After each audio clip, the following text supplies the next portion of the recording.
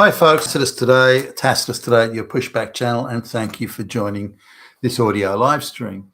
In this essay, I'd like to talk about something that's topical at the moment. The prognostications about 2026 is that China may attempt to launch an invasion of Taiwan. Now, this is something that comes up at the beginning of certainly the last several years. That is this the year that China's going to make a play for Taiwan, as in military invasion. Now, I'll just look at the logistics of something like that. Just the awesome scale, the magnitude of the logistics to launch an invasion, whether it be in the era of mass drones or when it, just the sheer amount of superiority on sea and in air that's required to even contemplate something like that, let alone do it or pull it off. Unless Taiwan folds in sort of 5 minutes at the first shot. That aside, assuming there's something resembling a coherent and somewhat determined defence, then it's going to be a huge task to contemplate it. But why does China give a shit about Taiwan anyway? So let's just sort of go back and see how this is deeply etched in the Chinese psyche, and how to them it's or at least as they project, an issue of national pride, importance, historical relevance, and a sign that China is a great world power that they once, as they perceive it, once were. So there's a period sort of beginning, really sort of the early 1800s or late 1700s, depending on how you look at it, but typically the early 1800s, say give or take around 1825, 1830 to 1950. So that 120 years, with the Chinese communists at least generically referred to as the 100 years of humiliation. And this was when European powers became technically and industrially dominant the world over. The Industrial Revolution, steam power, all these sorts of things became dominant. The European powers became dominant. Britain and France, Germany, and so on, became dominant and imposed their will, as the Chinese perceive it, imposed their will on China, and at the time the Manchu dynasty, and that humiliation, which was reflected in military conflict, or what the Chinese perceived as one-sided trading deals, the ceding of land, trading posts to the Europeans, such as Hong Kong to the British and Macau to the Portuguese, and so on.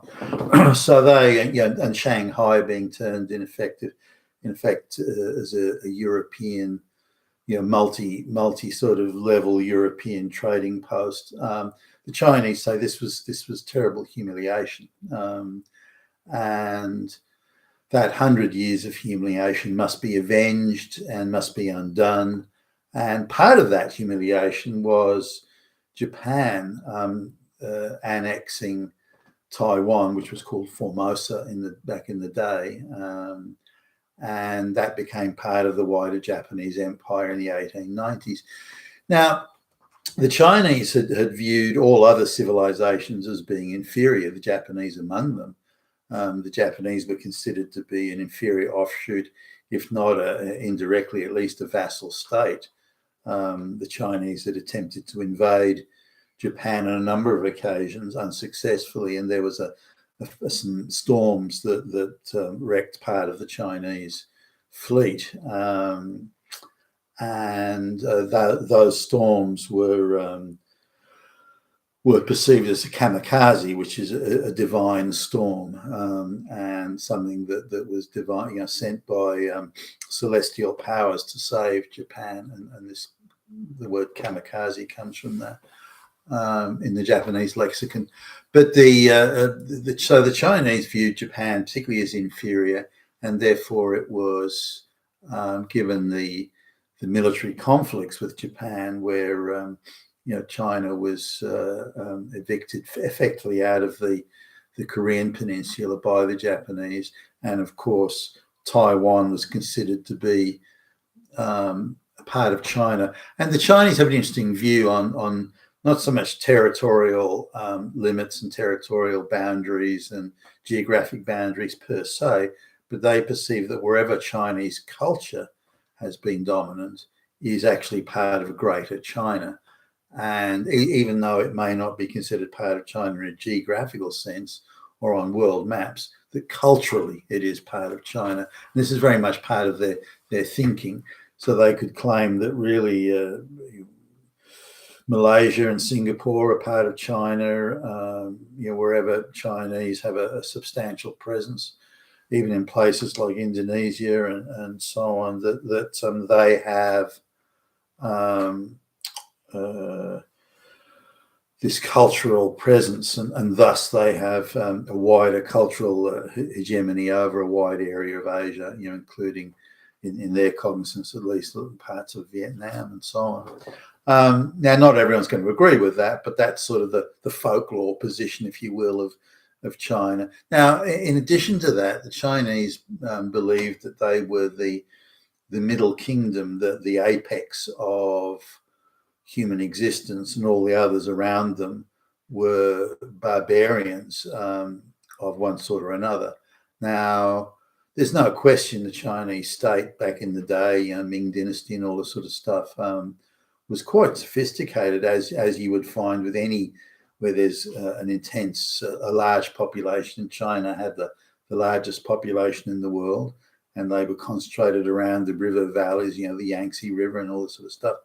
And they had substantial rice growing agricultural regions, and they had, as with every civilization where you get heavy population concentrations, they developed bureaucracies and civil services and things like that. But then so did the Egyptians, so did the ancient Mesopotamians, and so did again anywhere where there was large population concentrations. The Persian Empire, Persian Empire is an example. The Chinese perceived themselves as the center of the universe, in effect, surrounded by lesser peoples, barbarians that should pay homage to the great Chinese emperor, holed up in the Forbidden City in Peking or Beijing. Now, China sort of went into states of intermittent and almost eternal civil war, and they looked very inward. They didn't become part of the international mercantile network that was going on in the world at the time, and therefore, by extension, missed out on a lot of the technical developments that existed in the rest of the world, and particularly, say, in Britain during the Industrial Revolution. And therefore, China in the 1830s was rather a backward place. They were, to a large extent, still in the 1500s. And the Europeans, with modern industrial technology, came along with weaponry and, again, steamships, steamboats, and so on. And they were able to impose their will on a China that was, again, intermittently in civil war. The Taiping Rebellion and all these sort of things just were going on and on. Now, the Manchu dynasty, by the way, that came in from Manchuria and took over China, although it was sort of established as the imperial, godlike creature of the emperor and so on, that a lot of Chinese never really sort of took on to that. They perceived the Manchu not being Han Chinese. They perceived the Manchu as really being outsiders. And this was also a part of the wider instability that China was suffered for over 200 years, 300 years, really. Now, China has therefore viewed that the internal wrangling and internal sort of disputation between clans and factions and regions, they concede that this was very much a key aspect of how the Europeans were able to dominate China, or certainly coastal China anyway at the time. and of course Japan as well. And remember, they saw Japan as very much an inferior people, as indeed they did the Europeans. And they demanded the Europeans kowtow to them, and which means to effectively bounce your to crouch down on the floor, face down, and bounce your head off the floor. And this was kowtowing, and this was something that the Chinese insisted that the Europeans do, because they were barbarians, and the Chinese, particularly the Chinese emperor, were gods. So that didn't go down too well with the Europeans, as you can imagine, and this created all sorts of petty type conflict, where tit for tat, where the Europeans would say, no dogs or Chinese allowed here, and that was the sort of response to demanding that they kowtow to the Chinese, and this didn't really, as you can imagine, didn't really create environment for good relations. So this was where the Chinese attitude and position came from, and so let's sort of move forward to the present, or move forward to 19. Remember, the Japanese had Taiwan from the 1890s and had it right through until 1945. Now, to say that Taiwan was a quasi-independent state, you probably could make that argument from 1945 onwards, although the situation was generally quite confused, because China had fallen into civil war again between the communists and the nationalists, both of whom were pathetically useless and corrupt, by the way. But the communists finally prevailed, and the nationalist leader, Chiang Kai-shek, and his cronies and goons and so on, went to Taiwan, and they received American protection there. And the Chinese probably would have, the communist Chinese probably would have attempted to invade Taiwan. Taiwan was pretty weak at the time, so they probably would have succeeded, although it's hard to say. But this has been on the Chinese list of things to do. Taiwan, they argue, is Chinese.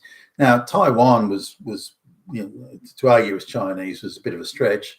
It was an island run by pirates, effectively, for quite some time. But again, the Chinese are putting forward this cultural thing. Culturally, this was part of Greater China. Therefore, we say it is China. Therefore, Taiwan must be reunited with China. The argument's a bit tenuous, I would say, but nonetheless, that's what they're arguing. So, coming down to the present day of invasion, will the Chinese attempt invasion? Now, it's 120 miles as the crow flies, give or take, of ocean between the Chinese coast and Taiwan. Given that an invasion fleet would have to be assembled across multiple ports, some of which are going to be 200 miles distant to get to Taiwan, depending on where they want to do their landings. It could even be more. So let's just say, let's broker the difference here for simplicity. It's 150 miles. Now, this is open ocean. This is not an enclosed sea. It's not like the English Channel or the Andaman Sea or any of those sort of the Mediterranean. This is an open ocean sea, so particularly vulnerable to weather. Not that other seas aren't, but this is even more so in the open ocean. Also in the open ocean, interdiction possibilities are far greater than they are in an enclosed sea. Now, if we look at the D-Day invasion of Europe, which was a strongly defended coastline that the British, Americans, Canadians, and so on were attempting to land on, and something in the order of 160,000 soldiers were landed on that first day. So you can imagine the size of the flotilla. I mean, thousands, somewhere around 5,000 vessels needed. Now, if you look at the logistics of that, a monumental thing. They had to count on close on perfect weather to do this. So that was a key and critical factor. It was an enclosed sea, in as much as the entrances to the English Channel could be closely managed and monitored and watched.